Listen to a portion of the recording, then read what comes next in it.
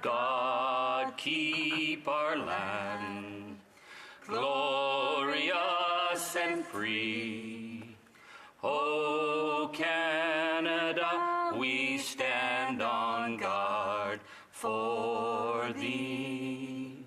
O Canada, we stand on guard for thee. Let the doors be opened, que l'on ouvre les portes. Thank you very much.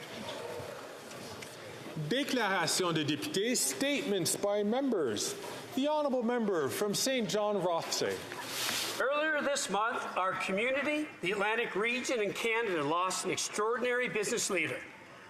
Irving Oil Chairman Emeritus Arthur L. Irving passed away on May 13th at the age of 93. Arthur Irving was one of Canada's greatest entrepreneurs. Under his leadership, Irving Oil St. John Refinery grew to become the largest in Canada. He led the expansion of the business in northeastern United States and recently Ireland. Today, Irving Oil employs more than 4,000 people, including 2,500 in St. John, and the company has been named one of Canada's top 100 employers for 8 consecutive years. Arthur Irving's legacy spans not just industry, but also conservation and community. He served for 30 years on the board of directors of Ducks Unlimited and has provided transformational support to many healthcare and educational initiatives, as well as community infrastructure throughout the region. His legacy is lasting in his commitment to making Atlantic Canada, in our world, a better place. Thank you, Mr. Speaker.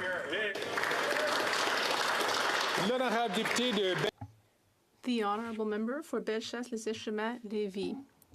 Mr. Speaker, this year Prévost, a flagship business in St. Clair, will be celebrating its 100th anniversary.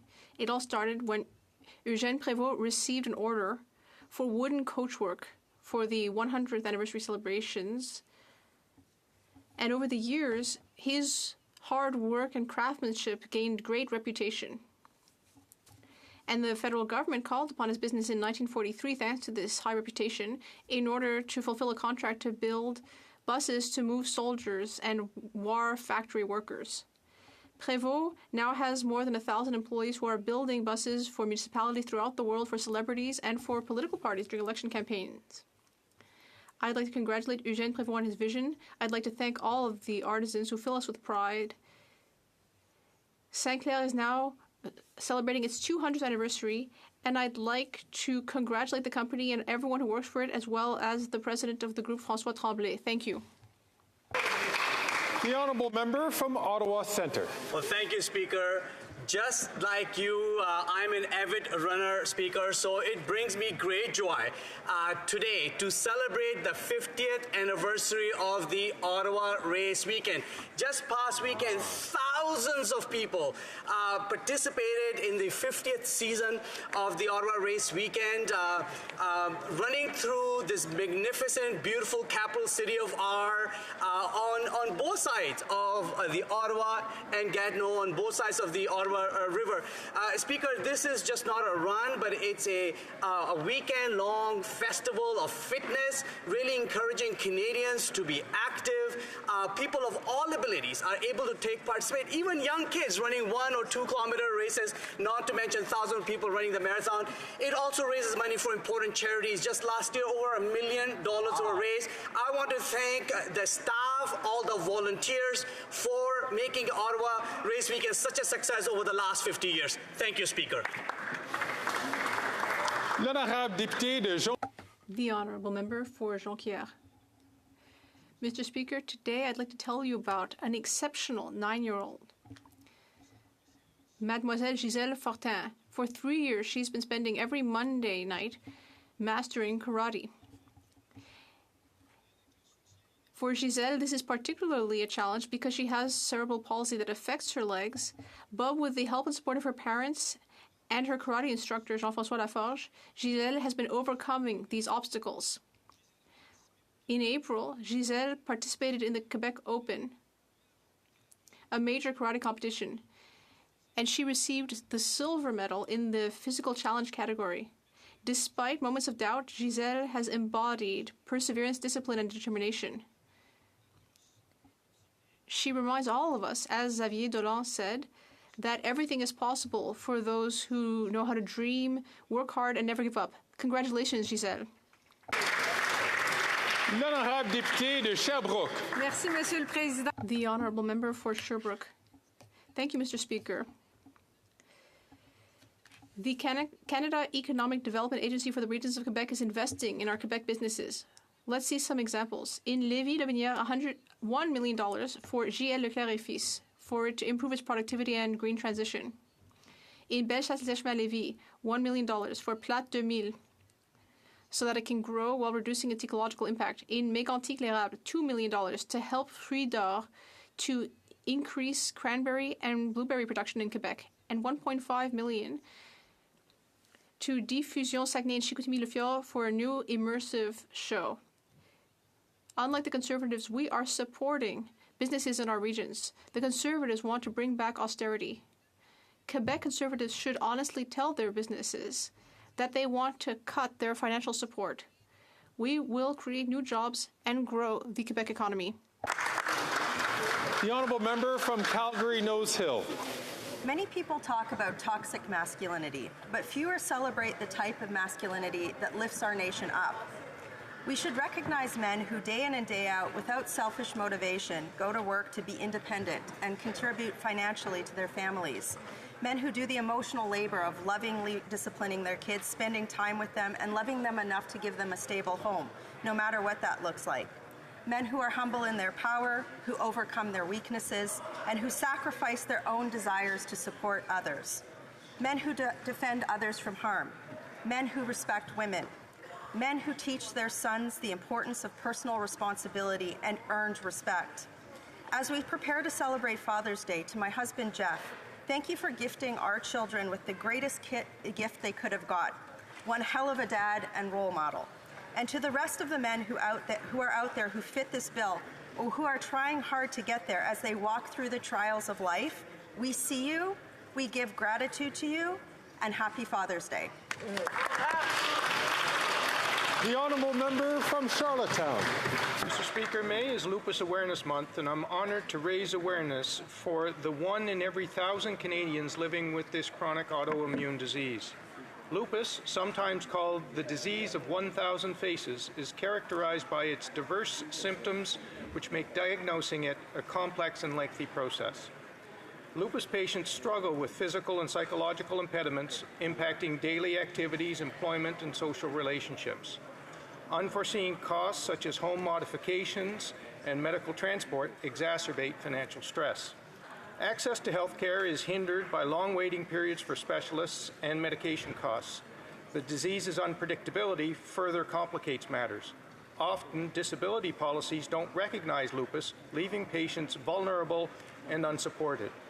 It's for this reason that we must ensure equitable access to health care, treatment, and supports for all Canadians living with lupus. Thank you, Mr. Speaker.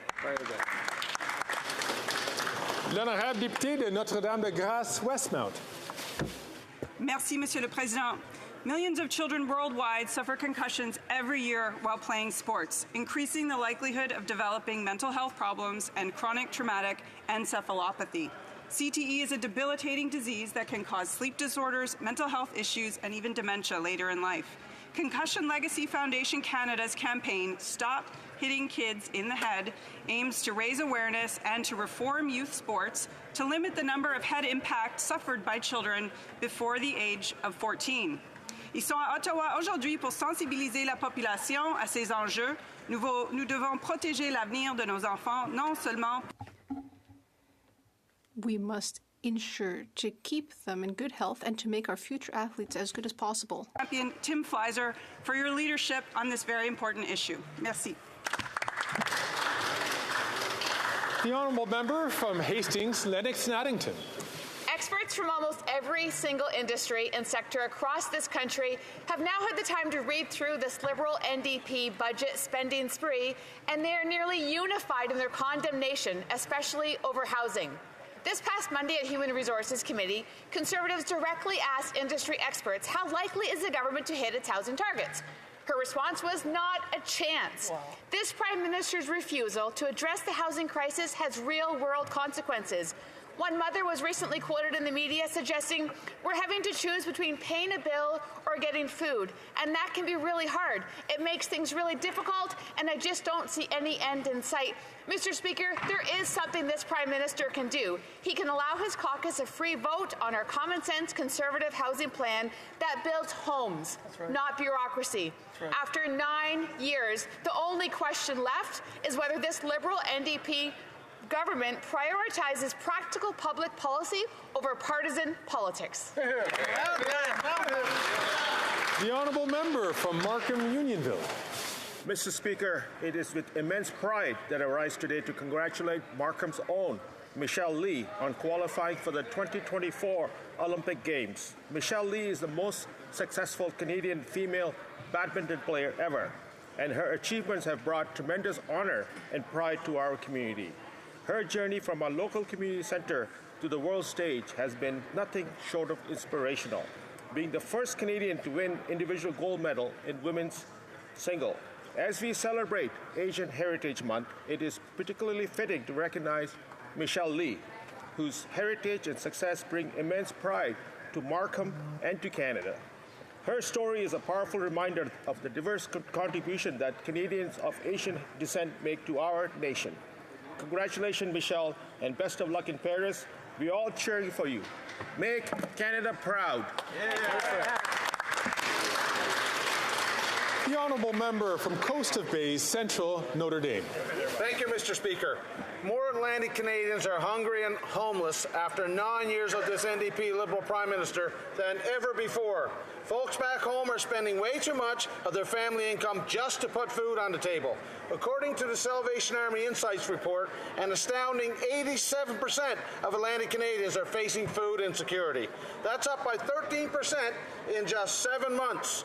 Last year, the Salvation Army Food Bank in Gander supplied a record 3,742 households. Based on the past 4 months, that number will be close to 5,000 for 2024. According to Salvation Army volunteers, there's a sharp increase in the number of seniors looking for assistance to put food on their tables. Sadly, many of them once donated to the food bank and are now unable to do so, as they barely have enough money to feed themselves. One thing is certain, Mr. Speaker, this NDP Liberal government is out of touch, and Atlantic Canadians are out of food and money. The honourable member from Cypress Hills, Grasslands. Mr. Speaker, it gets more and more obvious just how out of touch the NDP Liberal government is. After 9 years of this Prime Minister's high spending and tax hikes, Canadians can barely afford necessities. That doesn't matter to the NDP Liberals, who went ahead with hiking the carbon tax by 23% anyways, and they won't. I'm sorry to interrupt the honourable member. I'm having difficulty hearing the honourable member's statement. I'm going to ask all members, please, to carry your conversations outside or to keep them a little bit lower.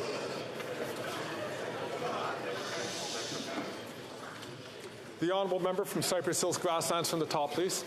Mr. Speaker, it gets more and more obvious just how out of touch the NDP Liberal government is. After 9 years of this Prime Minister's high spending and tax hikes, Canadians can barely afford the necessities. And that doesn't matter to the NDP Liberals, who want to hike the carbon tax by 23%, and they want to keep on raising it year after year. Only Conservatives understand that Canadians need a break. With summer approaching, people are trying to make plans to go out and see all the wonderful destinations that we have to offer in Southwest Saskatchewan.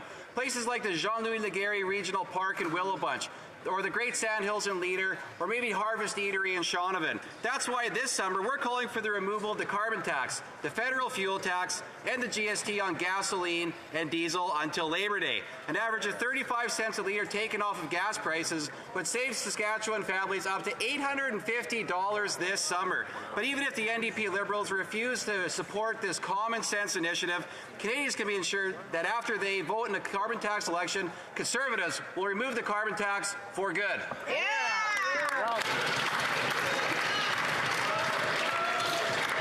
The honourable member from Aurora Oak Ridges, Richmond. Thank you, Mr. Speaker. 4 women put their names forward to run for the Conservative nomination in my riding of Aurora Oak Ridges and Richmond Hill. And you know what? None of these women made it onto yesterday's ballot. But 2 men did. Really. This example is not the exception. It demonstrates a lack of support for women and women's rights throughout the Conservative Party. And it's just the tip of the iceberg. Recently, we saw the chairperson on the Standing Committee of Status of Women summarily removed by the Conservative leader. Was she too progressive, too strong? And anti-choice caucus members, one who recently shouted that women who get abortions are needing redemption, forgiveness, and God. Truly appalling. And their leader refuses to answer questions or make a commitment to proactively defend access to abortion, instead pointing to a written statement. Not good enough. Canadian women deserve a leader who doesn't just make hollow statements. We need and deserve a leader that proactively supports. Luckily, we have that leader and that party. Thank you to our Prime Minister.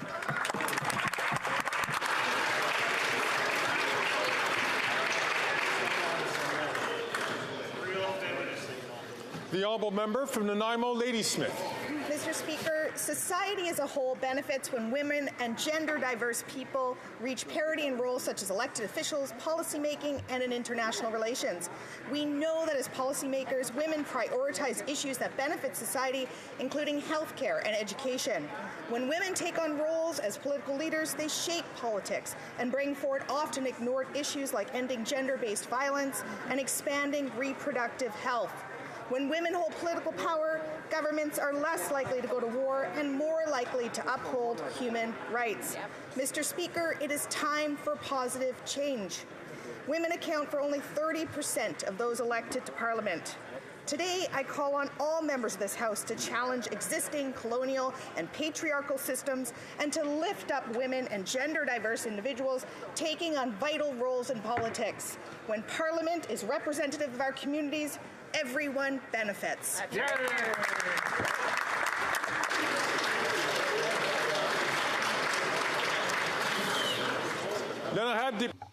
The Honourable Member for Thérèse de Blainville.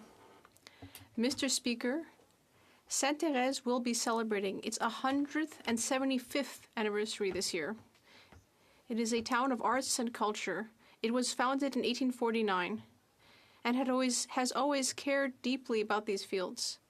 It has a piano-making factory and quite a number of festivals. It also cares about education and the media.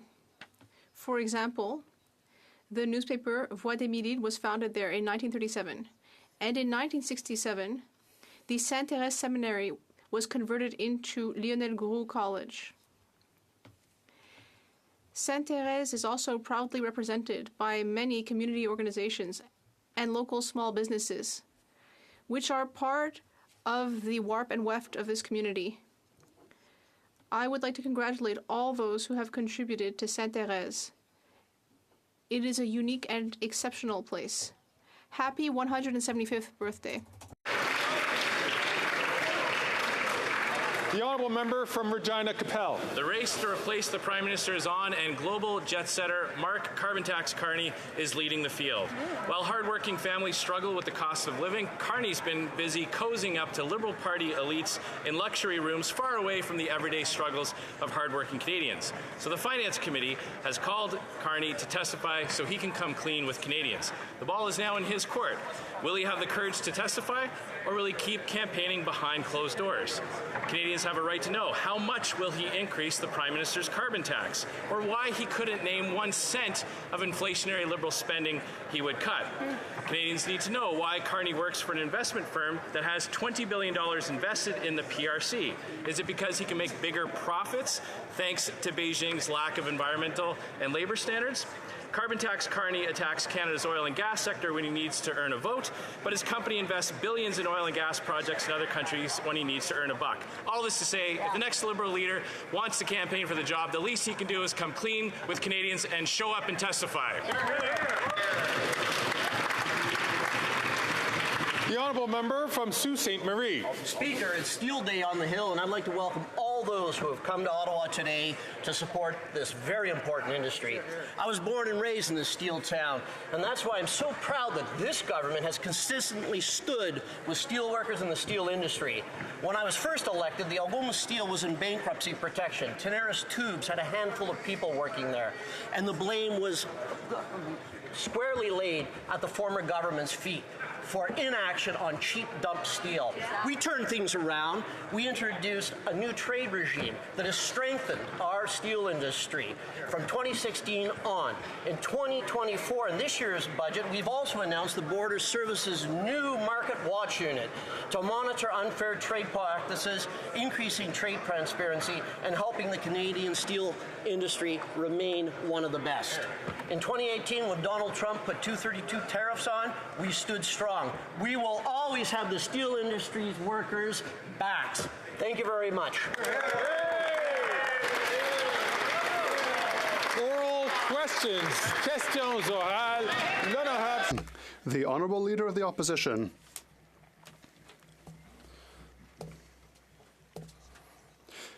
Mr. Speaker, the Prime Minister had a revelation. In an interview with the Halifax Chronicle Herald, he said that when people ask him for even more money from the government, he simply answers, and I quote, "The second they do so, inflation goes up by the same amount." Wow.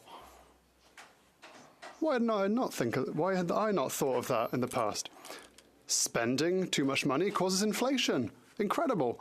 Will he unveil even more revelations and say that budgets do not simply balance themselves? The Right Honourable Prime Minister.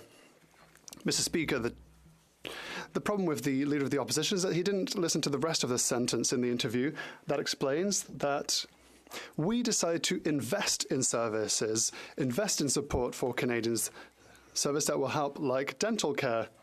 2 million seniors have signed up to dental care. Over 100,000 have already obtained, since the 1st of May, dental care. Over 10,000 dentists have already registered and signed up, but the Conservative Party continues to be against dental care and to discourage dentists from registering. We are here to help Canadians. The Honourable Leader of the Opposition. Now, I understand the Prime Minister's logic.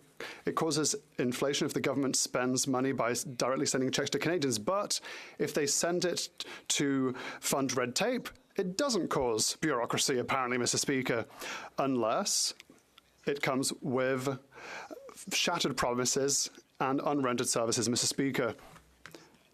It's true what the Prime Minister said. Finally, spending money that we don't have adds to the inflationary fire. Will he finally recognise that it's time for a common-sense plan, dollar-for-dollar approach to repair the budget and reduce inflation? The Right Honourable Prime Minister. Mr. Speaker, the Conservative Party voted against dental care in the name of inflation. They also voted against dental care for vulnerable people that haven't, for some of them, who haven't gone to the dentist for sometimes decades. Is that inflation? No, it's not. It's help for Canadians that are finding it very hard to pay for groceries, for example, who are concerned with the cost of living. We are sending direct aid, and the Conservatives are blocking it as much as possible. That's what it means to be here for Canadians. Leader of the Opposition. Mr. Speaker, the Prime Minister has had a revelation. In an interview with the Halifax Chronicle Herald, he told how he responded to people asking for him to spend even more government money. And he said, and I quote, "As soon as you do that, inflation goes up by exactly the same amount." Oh. Right? Oh. Right. Why didn't I think of that? My goodness. Spending money you don't have actually causes inflation. If he's in the middle of having epiphanies, has he also realized that budgets don't balance themselves? The Right Honourable Prime Minister. Mr. Speaker, the Conservative Party has been using that approach about concerns on inflation to stand against things like national food programs for kids or dental care for seniors. They have stood and objected against and even campaigned against dental care for seniors over the past many months. But we've delivered to over 100,000 seniors of the 2 million who've already registered for dental care the support that they hadn't gotten in years or even decades. But he stands against it with some made-up excuse around inflation when delivering services delivers for Canadians. The Honourable Leader of the Opposition. He calls his own words a made-up excuse, Mr. Speaker. You can't make this stuff up. He said that when people ask him, can you send us more benefits or send us an extra $1,000 a month? Well, he responds, as soon as you do that, inflation goes up by exactly the same amount. Oh, boy. Right? Right. The Right Honourable Prime Minister. Speaker, that is exactly why over the past years we've been focused on bringing down inflation by supporting Canadians, and it is working. For the past 4 months, Mr. Speaker, inflation has been down in the Bank of Canada target range, while we continue to increase supports for Canadians, increase dental care for Canadians with Conservatives that campaigned against, supports for senior supports for young people, increased investments in childcare, bringing childcare fees down to $10 a day. These are the investments we're making that do not add to inflation, but add to Canadians' well-beings as they're making ends meet. That's what we stand for, Mr. Speaker. The Honourable Leader of the Opposition. Speaker, he finally, for once, thought about monetary policy. He said as soon as you spend more, inflation goes up by exactly the same amount. Right. And he is right for once. But repeating the same costly promises that he has already broken does not change that fundamental monetary rule. So will the Prime Minister acknowledge that, yes, the economy is about numbers, that people pay their rent in numbers, their gas in numbers, their groceries in numbers, and that the numbers are too high? The Right Honourable Prime Minister. Fundamental difference in perspective between the Conservatives and this Liberal government. The macroeconomic situation of Canada is one of the best in the G7, one of the best in the world. And the independent credit rating agencies continue to give us AAA scores. The federal government is doing well, but Canadians need support. So we are choosing to deliver supports to Canadians with this solid fiscal position. Dental care, a national food policy, national disability benefits, help for housing and investments in the kind of supports for Canadians that he has stood against every step of the way, Mr.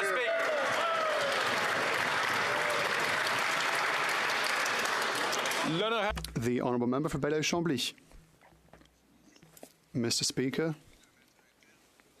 in order to put an end to the terrible violence in the Gaza Strip, will the government and the Prime Minister reiterate Canada's commitment to calling for a ceasefire and a food and humanitarian convoy to Gaza? But will it also support the Arab League in its creation of an international peacekeeping force that would be deployed in occupied Palestine until the creation of a functional Palestinian state? The Right Honourable Prime Minister. Yes, Mr. Speaker, we are very concerned about the violence happening in Gaza through the devastating actions of the Israeli army in Rafah, for example.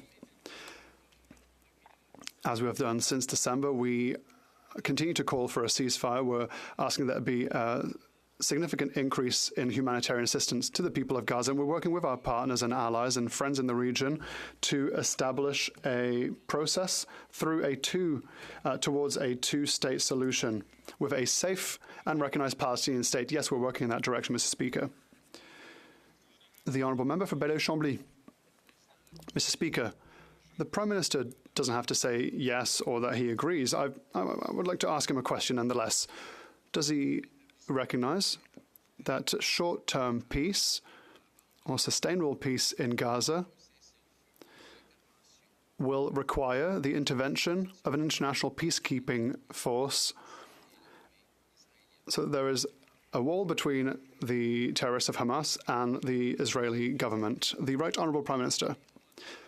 Mr. Speaker, for months now we have worked with our G7 allies and other democracies in the world. We have also been working with partners in the region, the government of Egypt, the government of Jordan, and other countries with which we are working in order to try and find a solution, a way to be back on track towards a two-state solution that would be approved, that were rejected by Hamas and Netanyahu, we have to continue to work towards a two-state solution as rapidly as possible, and we'll continue to do that work in this direction because it's necessary to do so. The honourable member from Burnaby South. The women and children killed in Rafah cannot be forgotten. We can't look away. And while the leader of the Conservative Party is a cheerleader for the brutal Netanyahu government, this Prime Minister is offering little more than thoughts and prayer. He can take action right now. He could impose a two-way arms embargo. He could sanction Netanyahu's war cabinet. So will the Prime Minister take concrete action today, or will he keep on walking away? The Right Honourable Prime Minister. Mr. Speaker, we are horrified by the civilian deaths caused by the Israeli strikes in Rafah. We need to see an end to the violence, to the humanitarian tragedy ongoing, which is why we are continuing to put pressure on the Israeli government to cease its military operations in Rafah, why we're calling for more humanitarian aid to get in, why we've been calling for a ceasefire since December, Mr. Speaker, including in votes at the UN, and we will continue to. We need to see more humanitarian aid in. We need to see hostages released. We need to see an end to this violence and a path towards a two-state solution once again. I would just like to ask all members to not take the floor when they have not been recognised by the Speaker. The Honourable Member for Burnaby South. Embargo now. Yes, the Prime Minister said he was horrified by Netanyahu's strike on Rafah. But when asked what he intended to do about it, he ran away. What he could do today is impose an arms embargo and sanction Netanyahu's war cabinet. Will this Prime Minister finally act to save lives, or will he simply continue to save himself? The Right Honourable Prime Minister. Mr. Speaker, from the very beginning, we have worked actively to promote and establish peace and humanitarian aid. We are in amongst the biggest per capita donors to UNRWA, and we will continue to be here to help through humanitarian assistance, through medical help, and through food aid. And we will do the work that is necessary to continue down a path towards a two-state solution, despite the efforts of the Netanyahu government in ruining every prospect of a two-state solution. We will continue to be here. We will continue to find peace. The Honourable Leader of the Opposition. Because of this Prime Minister's incompetence and the incompetence of the Liberal Mayor of Montreal, the time one has to wait for a building permit has doubled and rents have tripled.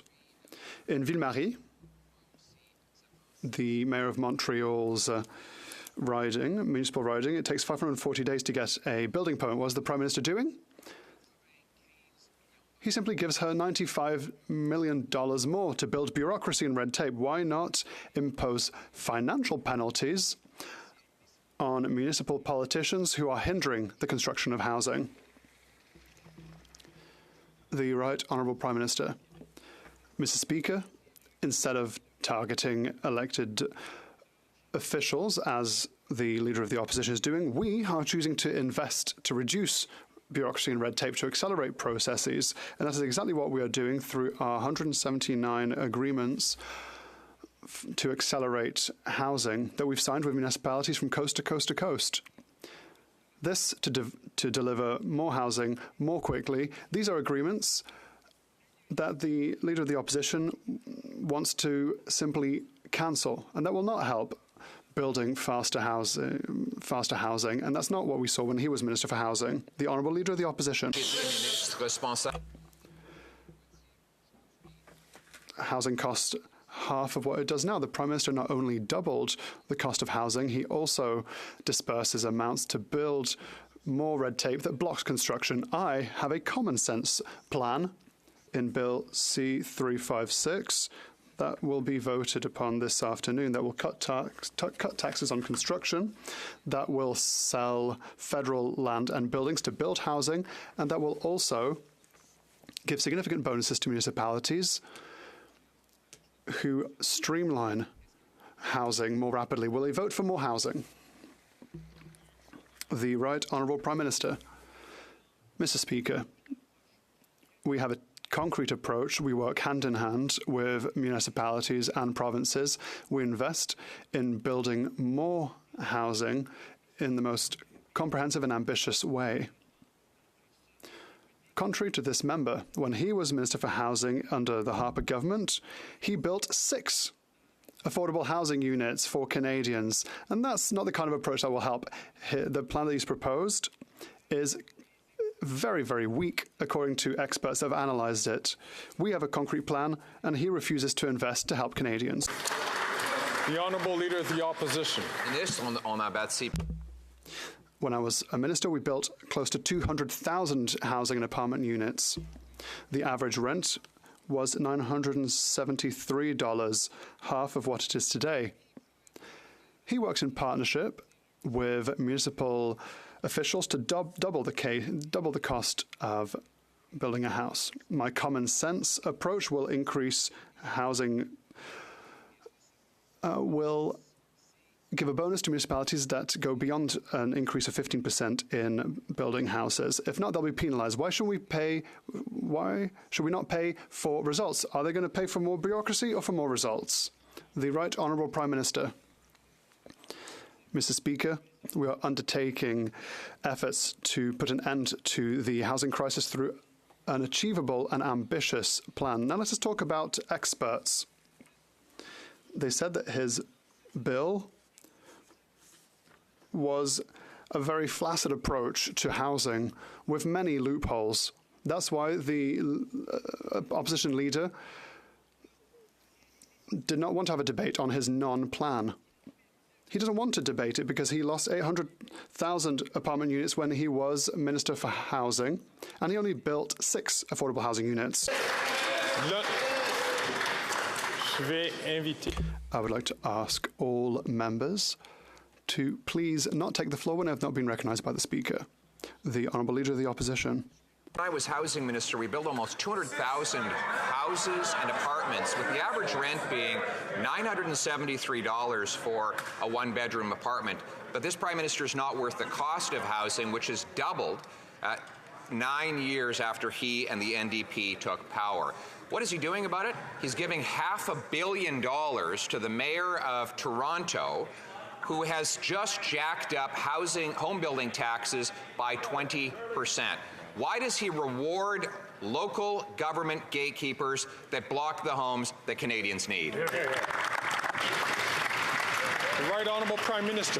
Mr. Speaker, we are leading on the efforts to solve this housing crisis with a plan that is ambitious and concrete. Meanwhile, after having his housing bill panned by experts as being, quote, exceptionally weak response to the housing crisis riddled with loopholes, the Conservative leader chose to repeatedly delay debate in this House since October on his bill. That's because he just doesn't care. When he was minister, he lost 800,000 affordable apartments and only built 6 affordable homes.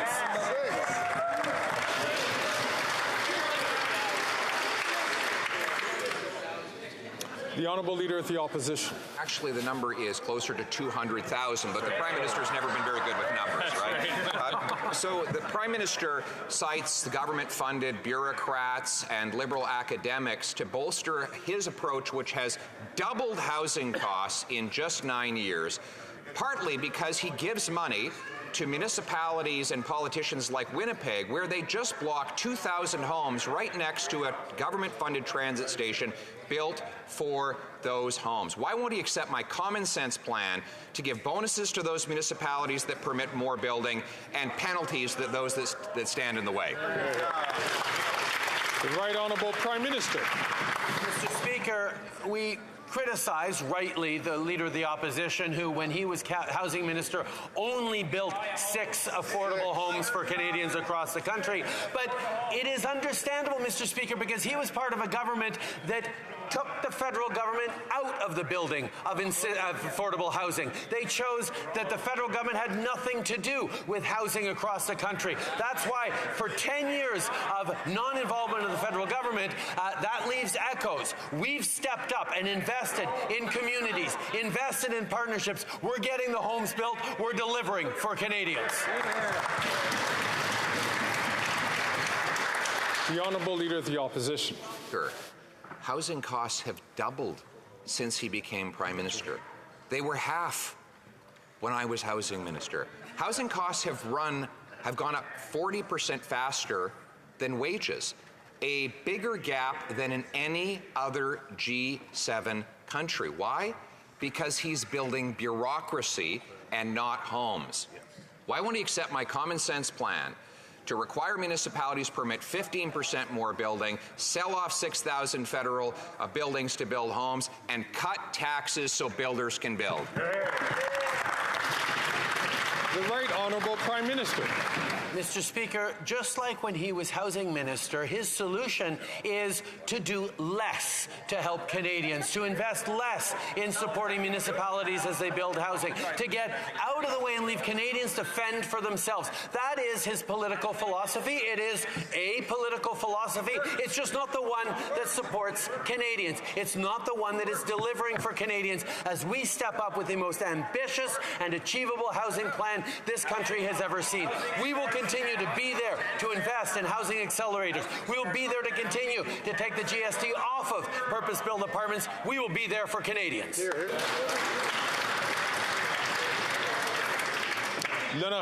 The Honourable Member for Belley-Chambly.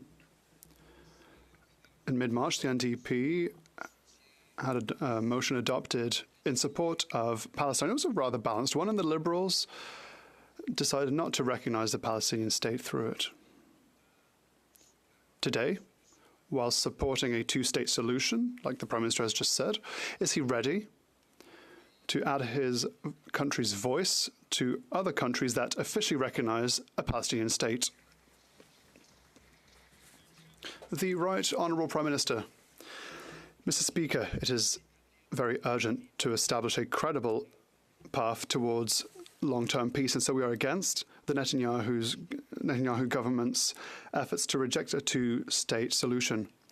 In parallel, Hamas, a terrorist group, controls regions of Gaza and have not given up the fight and have not freed all hostages. Canada is ready to recognize a Palestinian state at a moment that's the most conducive to long-term peace, and not only at the very end of a negotiation process towards a two-state solution. The Honourable Member for Belley-Chambly. International relations doesn't go through this kind of rhetoric, Mr. Speaker. We have to be concrete and we have to be strong.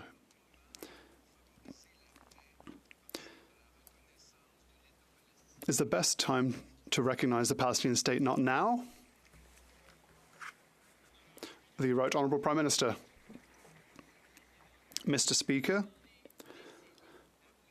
for decades, Canada's position has been eminently clear and continues to be eminently clear. The only solution for peace in the Middle East is to have a safe and recognized Palestinian state next to an Israeli state that is safe and recognized. That's the only way. Our position for a long time has been that this recognition of a Palestinian state needs to come at the end of this process. We today recognize that it's not necessarily at the end of this process that we will recognize the Palestinian state. The Honourable Leader of the Opposition. Not a chance. That's what the president of the Residential Construction Council said when asked if this Prime Minister would keep his promise to build 3.9 million homes by 2031. So let's hear it from the Prime Minister. To reach that target, he'd have to build 550,000 homes per year. So yes or no, will the Prime Minister hit the target of 550,000 homes this year? Yes or no? The Right Honourable Prime Minister. Speaker, Canada is facing a housing crisis, and we need to take real action towards it, which is what we've done with the most ambitious and achievable plan that this country's ever seen. But, Mr. Speaker, that's not to say we haven't had housing crises before, and it's not to say we haven't solved housing crises before. At the end of World War II, there was a need for massive new housing, and Canada stepped up and got that housing built. Indeed, when the boomers came of age, there was a need for massive housing, and we made investments, and the federal government helped build housing across the country for boomers. We are doing that now as we build housing. The Honourable Leader of the Opposition. Well, that was a wonderful history lesson, except it didn't answer the question. He promised he'd lower housing costs in 2015. He doubled them. He promised he'd double home building. It actually went down and is still dropping. But now he's promising 3.9 million brand new homes by 2031. That means he'd have to build 550,000 this year and every year. So once again, will the Prime Minister keep his promise to build 550,000 homes this year? Yes or no?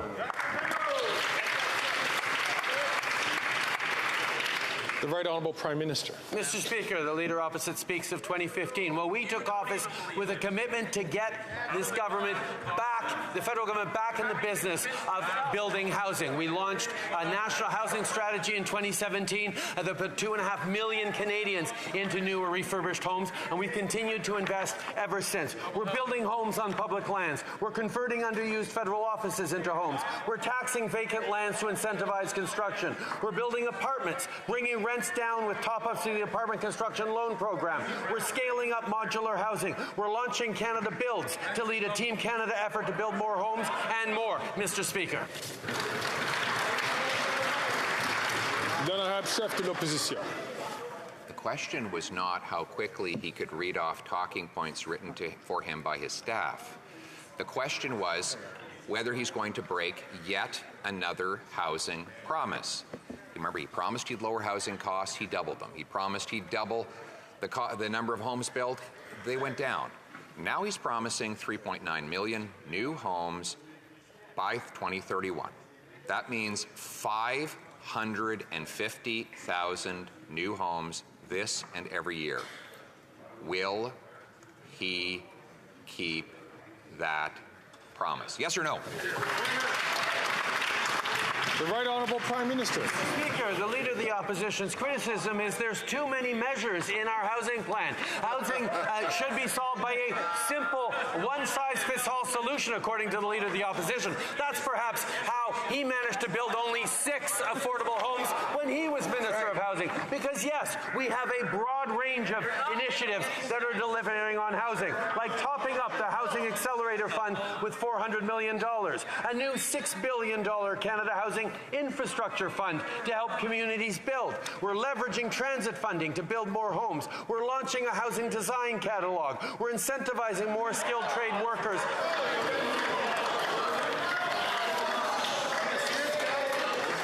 The Right Honourable, the Honourable Leader of the Opposition. He's announcing a catalog, everybody.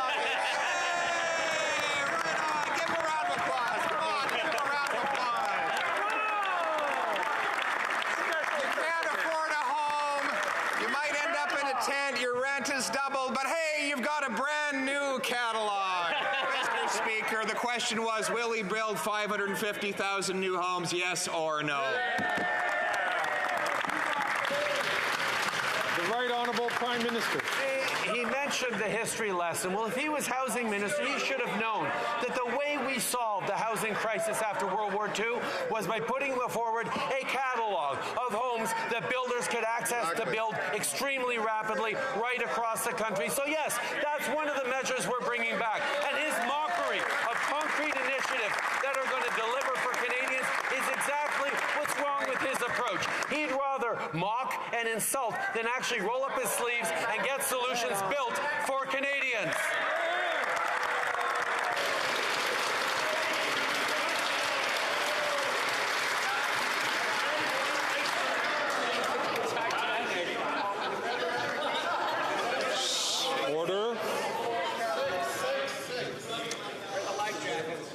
The honourable member from London Fanshawe. Report after report has shown that women who serve in the Canadian Armed Forces are not safe, and consecutive governments have failed to act urgently. Shamefully, a new report revealed that 5% of women have been sexually attacked at their military colleges in the last 12 months.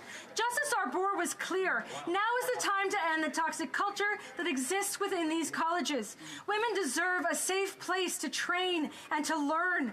When will the Prime Minister act to protect women who are the future generation of the Canadian Armed Forces? The Right Honourable Prime Minister. Mr. Speaker, we absolutely agree that the culture at the Royal Military College needs to change. That's why we took action. We appointed the Canadian Military College Review Board last year to enable meaningful culture change at these institutions. No RMC cadet and no CAF member should ever be subject to harassment, discrimination, or misconduct. The Minister of National Defence will not hesitate to implement the necessary changes to protect cadets and all officers. The honourable member for Rosemount-La Petite Patrie. Mr. Speaker, did you find last summer difficult? We remember the forest fires, the evacuations, the smoke in the sky, the heat waves, but hold on to your hats because the summer of 2023 may well have been the most pleasant for the next 20 years. The summer to come will even be hotter. The number of suffocating days will multiply, as will heat waves and heat domes. The climate crisis is real. Vulnerable populations and seniors are suffering. Will the Prime Minister get it through his head that continuing to support the oil industry is madness? The Right Honourable Prime Minister. Mr. Speaker, we will continue with the most ambitious fight against climate change that Canada has ever seen. And we are delivering results. Excluding the pandemic, Canada's emissions have never been as low in 25 years. And we are the first federal government to achieve its emissions targets. It is possible to reduce emissions, to fight climate change, and to support Canadians and grow the economy at the same time. That's what we're going to continue to do to build a stronger, greener future for all Canadians. The honourable member from Vaughan Woodbridge. Mr. Speaker, thanks to the work of our government, Ontario is a leading manufacturing hub for the 21st century. Companies from across the world are choosing Ontario to build high-tech factories that are focused on delivering real climate action. The world knows that the economy of tomorrow needs to be built on sustainability because climate change is real. Evidently, the Conservative Party did not get the memo. Can the Prime Minister tell this House more about what the government is doing to make Ontario a global leader in electric vehicle production? The Right Honourable Prime Minister. Mr. Speaker, the whole world is embracing an economy based on renewable energy and clean techs. The member for Vaughan Woodbridge is right. Thanks to our bold investments, Ontario is now a global leader in EV production. We have the #1 EV battery supply chain in the world, thanks to investments from companies like Honda, Stellantis, and Volkswagen. These are thousands of good jobs and billions of dollars invested in Ontario that the Conservative Party is opposing for no good reason. Shame on them, Mr. Speaker. The Honourable Leader of the Opposition. This morning, a shocking article in La Presse says that children escorted by police to leave daycares because of homeless people and injection sites next to them.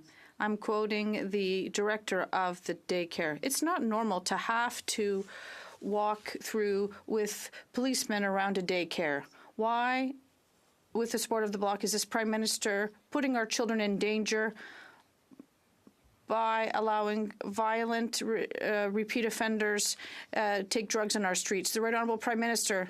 Mr. Speaker, nurses, hospital personnel, and all patients and Canadians should be able to feel safe in their workplaces and in hospitals. This is our government has supported $1 billion in the healthcare system to make sure Canadians have access to the best healthcare possible. The difference between us and the Conservative Party is that while they seek to criminalize those who are most vulnerable, drug addicts, we are rolling up our sleeves and working at all levels of government to resolve this crisis.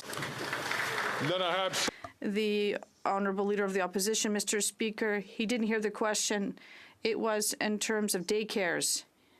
Yes, because of the decriminalization in BC, nurses had to breathe in crack and meth fumes. But now I'm talking about Montreal, where his policies led to the liberation of violent criminals and drugs in the streets next to a daycare. Once again, my question, why is the Bloc and the Liberals, why are they not accepting our common sense plan to eliminate drugs and put criminals in prison? The Right Honourable Prime Minister. Mr. Speaker, what the Conservative leader is proposing is a step back to policies of the Harper years, which failed in the fight against drug addiction. And even one of the government's Harper advisors recognizes that it was a clear failure. We're going to continue to be here to make sure, assure security for everyone, including for children in daycares, with a compassion-based approach, health-based approach, and keeping people safe. The Honourable Leader of the Opposition. Many Canadians want to go back to the days when children didn't need police officers at their daycares, Mr. Speaker. But after 9 years, the Bloc Liberal government is not worth the cost.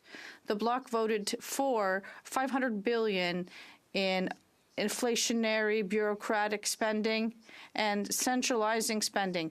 This has caused 60% of consumers to say that they are in stress. When will the Bloc change its tax and inflationary spending on the backs of Quebecers? The Right Honourable Prime Minister. Mr. Speaker, the Conservative leader has just explained that his approach is austerity. Austerity for a government that would make it hard for people. We have chosen to invest to help Canadians. For example, help seniors with dental care. And since the beginning of May, there have been more than 100,000 seniors able to obtain dental care across our country. This is an initiative that helps keep costs down and take care of vulnerable people. And the Conservative Party will continues to vote against it and even tried to block it across the country. This is shameful. The Honourable Leader of the Opposition. About austerity, well, I think that the Bransfield family of 4 in Calgary can tell him all about austerity, because that's what they're living right now because of his housing hell, his carbon taxes, and his inflation. They said, quote, "We're having to choose between paying a bill or getting food, and that can be really hard. It makes things really difficult. And I just don't see an end in sight. Will the Prime Minister accept our common sense plan to axe the tax, fix the budget, build the homes, so that the Bransfield family and so many others can eat, heat, and house themselves?" The Right Honourable Prime Minister. Mr. Speaker, I disagree with the Leader of the Opposition who wants to take away the Canada carbon rebate checks that arrive 4 times a year in the bank accounts of the Bransfield families. Indeed, 8 out of 10 Canadians, according to the Parliamentary Budget Officer, are better off with the Canada carbon rebate as we fight climate change with the price on pollution. 8 out of 10 Canadian families from coast to coast in the jurisdictions where the carbon price applies are better off. That includes, most likely, the Bransfield family, and we will continue to be there for them.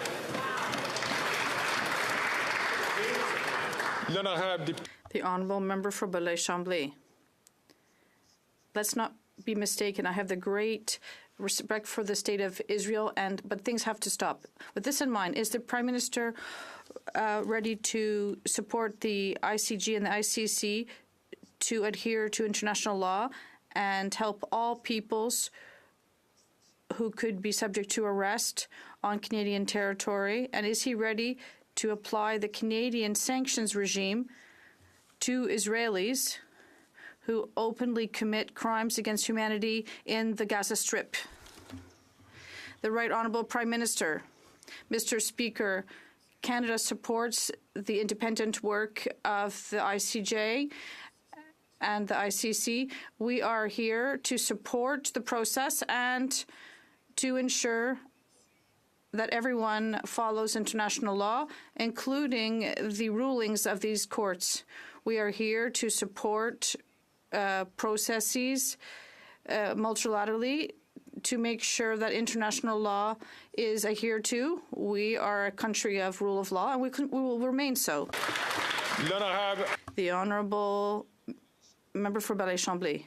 Mr. Speaker, the Prime Minister has announced a bunch of principles that seem very interesting, but never seems ready to accept terms and adopt and put forward cooperation with our allies, countries that have political will and policies that will help force Israel to end the violence in Gaza.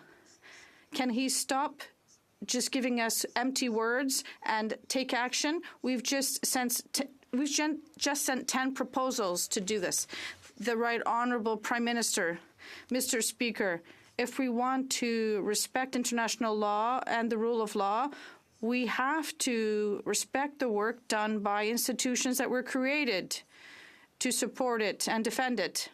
And yes, we do support these institutions, but we're not going to jump stages to declare an outcome or decisions of these courts. On the contrary, we are going to wait for them to do their work because this is what international law hinges on.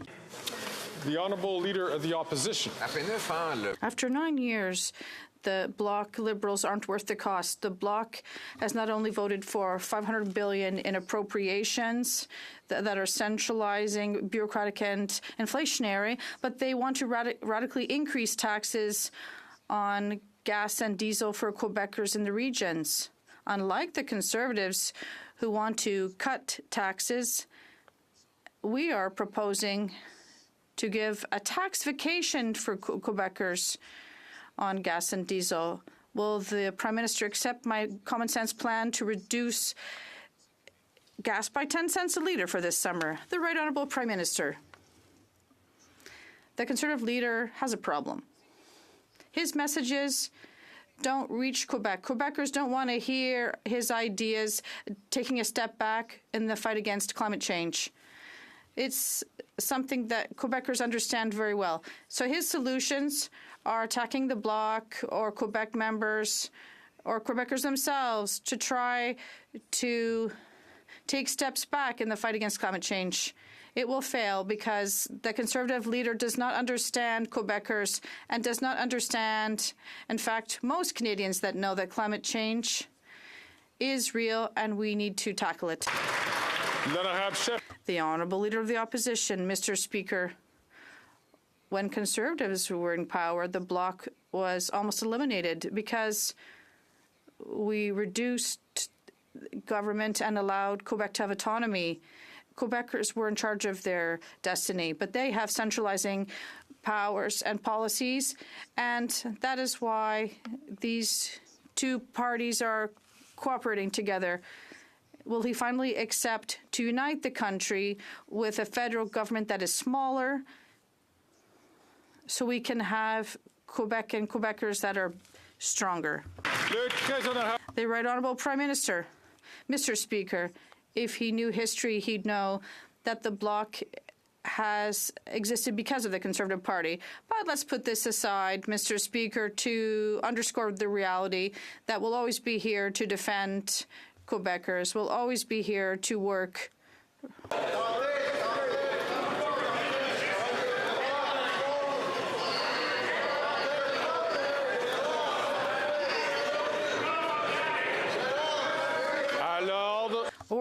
Order, please.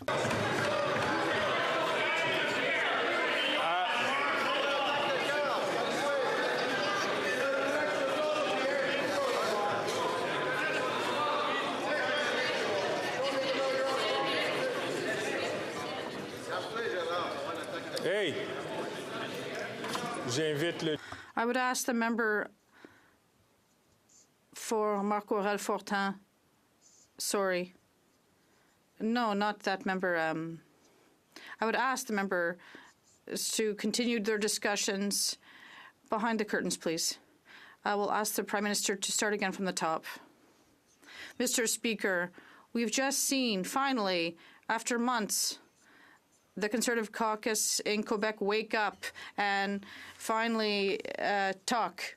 The reality is that when we talk about the environment, the Conservatives in Quebec say nothing. When we talk about the rights of women, the Quebec Conservatives say nothing. And we have seen shameful behavior from the Conservative caucus in Quebec, from the Conservatives, because they refuse to stand up for Quebec values. They tackle other Quebec members. This is shameful. They should apologize to all Quebecers.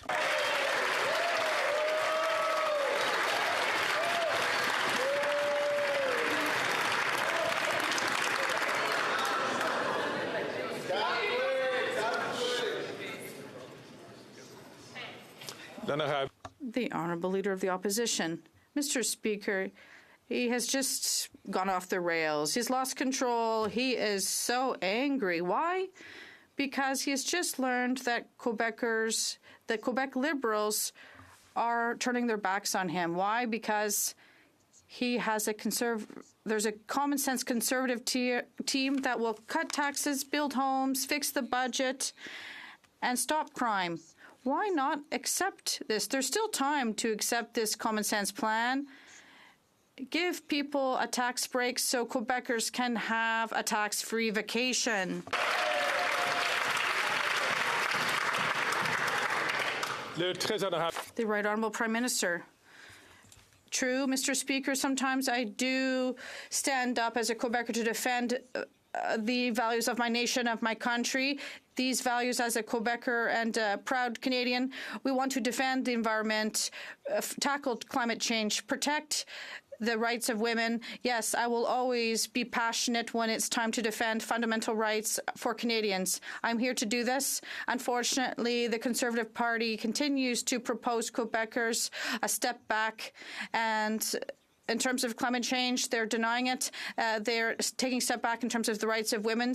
That's not what Canadians and other Quebecers want.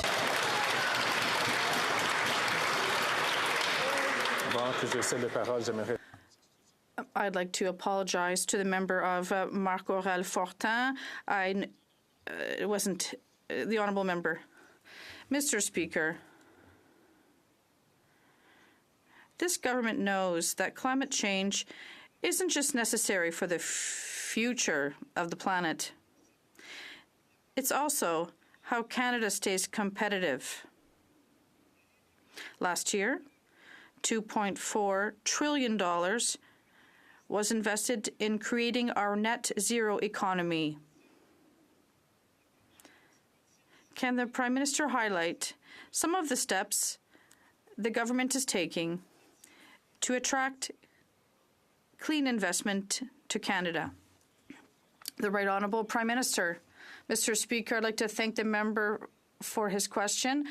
The reason the world is adopting a greener economy, well, because Canada remains competitive, because we're investing billions in clean tech, and our plan's already working. Companies are building new factories and are creating thousands of well-paying jobs in Quebec and across the country. The Conservative leader doesn't have a climate plan and therefore has no economic plan. While him and the Conservative caucus try to bring Canada back to the Stone Age, we're remaining focused on a stronger, greener economy for all generations. The Honourable Leader of the Opposition. Plan to axe the tax, build the homes, fix the budget, and stop the crime. But of course, the NDP is keeping this costly Prime Minister in office for another year and a half while people starve and are forced to live in tents. Those Canadians who've been able to hold on to their homes, they can't afford a vacation, but maybe a staycation. So we're asking today that the Prime Minister vote for a motion we will introduce tomorrow, which will give Canadians a 35-cent a litre gas tax break until Labor Day. Will the Prime Minister axe the taxes so Canadians can have a staycation? The Right Honourable Prime Minister. Mr. Speaker, the Conservative Party is proposing to eliminate the Canada Carbon Rebate. This is a rebate that arrives 4 times a year in the pockets of Canadian families that, according to experts, economists, and the Parliamentary Budget Officer, puts more money in the pockets of 8 out of 10 Canadian families in the jurisdictions in which it applies. This is more money in people's pockets while we fight climate change with the most effective plan against climate change Canada has ever seen. This is what the Conservative leader continues to rally against: affordability and climate fight. The Honourable Leader of the Opposition. Of course, the Prime Minister is doing neither. After 9 years, the NDP Liberal Prime Minister is not worth the cost, and neither is his carbon tax, which the Parliamentary Budget Officer finds costs more to 60% of Canadians than they get back in phony rebates. Mr. Speaker, going into the summer, the Prime Minister plans to hike taxes again. Canadians need a break now more than ever. Can he put aside his wacko ideology long enough to give Canadians a break by axing all the taxes on fuel for summer vacation? The Right Honourable Prime Minister. Mr. Speaker, it's not ideology to understand that fighting climate change and growing the economy while putting money in people's pockets is a good thing, because that's exactly what this government has done. Excluding the pandemic, our emissions are now the lowest they've been in 25 years because of our plan that prices pollution and puts more money back in the pockets out of 8 of 10 Canadian families. The fact that he refuses to understand that you don't have a plan for the economy if you don't have a plan to fight climate change is yet another proof of the fact that his approach is not going to succeed for Canadians. The Honourable Leader of the Opposition. Speaker, he ranks 62nd out of 67 countries on fighting climate change. This after he's brought in a 17-cent a litre carbon tax, a tax that he wants to nearly quadruple up to 61 cents a litre if, God forbid, he's ever elected. We have 2 million people lined up at food banks, a quarter of Canadians skipping meals because they can't afford food. 1 in 4 adults missing meals so they can feed their kids. For God's sakes, why won't he give Canadians a summer vacation from all his taxes and accept our common sense plan? The Right Honourable Prime Minister. The Conservative leader isn't focused on affordability. He's focused on ending action on climate change. If he was so concerned about the price of gas, he'd have a conversation with his friend, the Premier of Alberta, who just raised the gas tax by 13 cents a litre. Experts agree, including Premier Smith, that Canadians receive back more money from the Canada Carbon Rebate than they pay with the price on pollution. We are putting a price on pollution and putting more money back in the pockets of the middle class and people working hard to join it. That is joining the efforts we're doing on affordability, like dental care, like support for childcare, and support the middle class. The Honourable Member for St. John's East. Our Atlantic Accords bill will allow for the development of offshore wind projects. By investing in renewable energy, we are investing in a future for Atlantic Canadians that is green and prosperous, one where we fight climate change and create jobs. The Conservatives are getting in the way of Atlantic Canada by opposing C-49.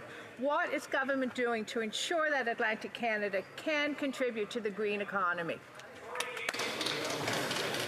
The Right Honourable Prime Minister.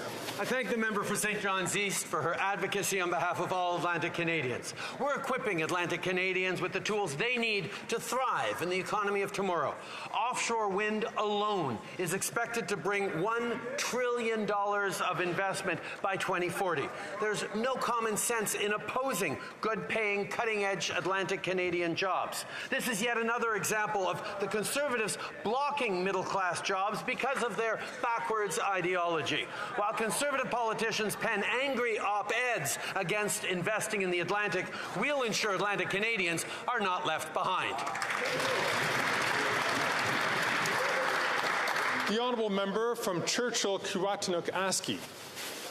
Mr. Speaker, here in northern Manitoba, we've seen the wildfire season start much earlier because of climate change. Frontline forest firefighters are giving it their all, but they can't do it alone. The military has had to help with firefighting operations across the country in the past. But now military leadership is warning their capacity to help Canadians evacuate will be limited, calling that help wickedly wasteful. Let's be clear, we are facing a climate emergency. So if these domestic operations aren't a priority for our military, then what is? Can Canadians count on this government to call in the military when we need help? The Right Honourable Prime Minister. Mr. Speaker, I am certain the member opposite did not mean to disparage the extraordinary women and men of the Canadian Armed Forces who continue to step up and show up for Canadians, as they did all through last summer, as they will through this summer, where and when needed. But we also recognize that wildfires are getting worse, that the impacts of climate change are having more and more impacts on floods, droughts, and wildfires. And we will continue to need to be there with the military, but also call on more resources from civil society and elsewhere to support in these times of emergency. The Honourable Member for Richmond-Arthabaska. Mr. Speaker, we have learned very bad news in my riding this year. For many years, we've had a Canada Day party in Victoriaville involving many municipalities, but for a reason we don't know, the Minister of Canadian Heritage doesn't seem to be giving any funds to the Canada Day party organization, despite the fact that there's members of the business community involved and many others. On July 1st, there'll be no Canada Day party. What does the Prime Minister think of this? The Right Honourable Prime Minister. Mr. Speaker, I am troubled by this information, and I will certainly follow up to see what we can do, because Canadians across this country should be able to celebrate our national holiday with all the festivities that we'll see in our communities. And I appreciate enormously that the member has brought this concern to my attention, and we will follow up with his office. This is the end of the question. The Honourable Member for Montarville has a point of order. Mr. Speaker, I believe that you'll see that there is unanimous consent for the following motion, that this House be shocked by the displacements in Rafah. We have already received a negative indication towards the unanimous consent with regards to the Honourable Member's motion. The Honourable Member from Montarville has a comment on the same point of order. Mr. Speaker, for all colleagues, perhaps everyone should be able to hear all of the motion before they want to say that they haven't heard it. Well, once again, it shows us the importance, and this is a public service announcement for everyone. We actually have to consult other parties before we claim that it may be unanimous consent, which will make this kind of process more efficient.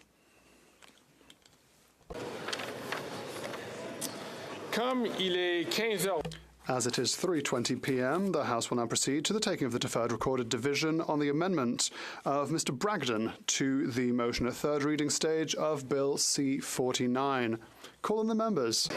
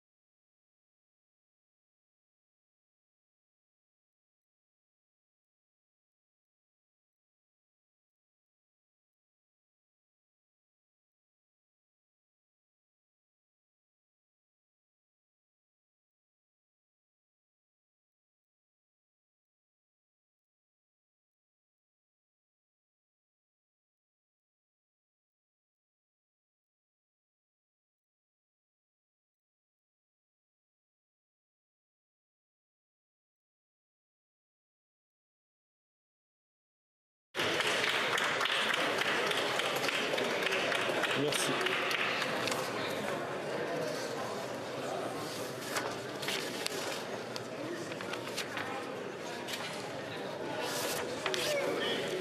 The question is as follows. Mr. Wilkinson, seconded by Mrs. Valdez, moved that Bill C-49, an act to amend the Canada, Newfoundland and Labrador Atlantic Accord Implementation Act and the Canada, Nova Scotia Offshore Petroleum Resources Accord Implementation Act, and to make consequential amendments to other acts, be now read a third time and do pass. Mr. Bragdon, appuyé par Mr. Waugh. Mr. Bragdon, seconded by Mr. Waugh, move the following amendment: that the motion be amended by deleting all the words after the word that and substituting the following. 49, an act to amend the Canada, Newfoundland and Labrador Atlantic Accord Implementation Act and the Canada, Nova Scotia Offshore Petroleum Resources Accord Implementation Act, and to make consequential amendments to other acts, be not now read a third time, but be